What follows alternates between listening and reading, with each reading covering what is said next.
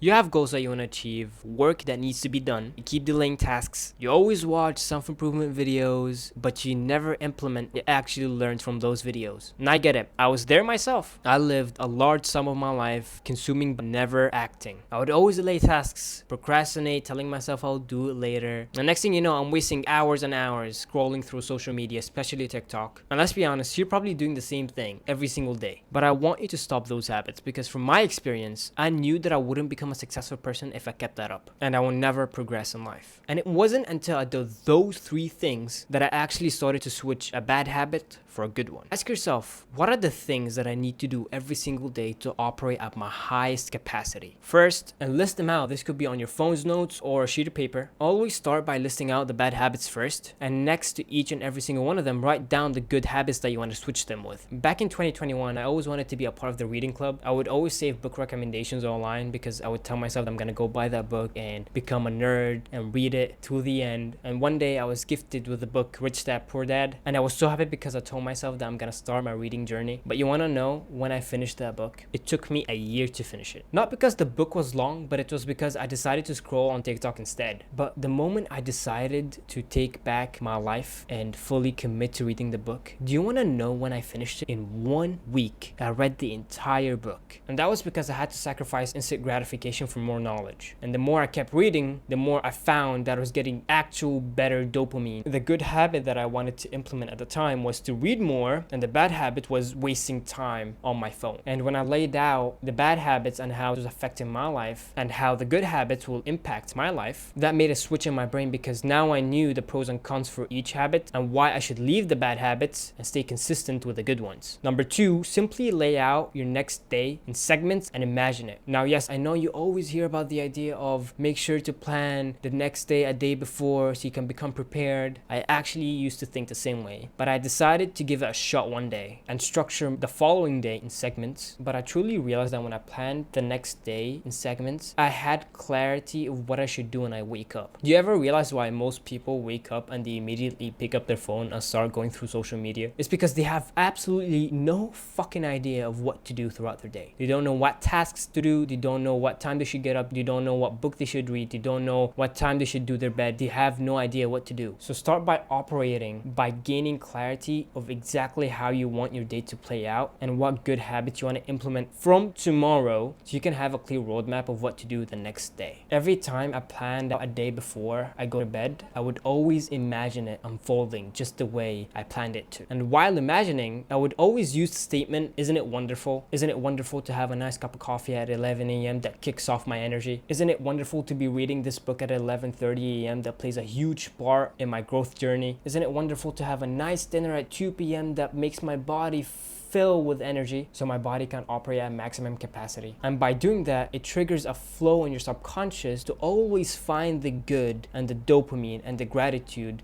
for the good habits that you want to implement instead of thinking that it's overwhelming to keep up with those habits. And number 3, which is the last thing, and is to stay consistent, not motivated. Become obsessed with the idea that whatever set of good habits that you are going to implement are going to contribute to your ultimate good. Never try to stay motivated because motivation comes and goes. But by being consistent and disciplined with those habits, it naturally becomes a part of your daily life. So you'll get to a point where you feel like you're not even trying to do those habits. It's just a flow that happens every single day. But I know it's hard sometimes to stay disciplined. And the reason for that is because the mind doesn't like new things. It likes to stay comfortable. But that's where consistency comes in. You keep pushing for more and more habits. You keep doing them over and over again, even if your brain does not feel like it. And at some point, your brain will become comfortable with what used to be the uncomfortable. Therefore, the good habits that you were constantly implementing into your life naturally becomes a part of your identity. And that's it for today. And don't forget, keep your heads up.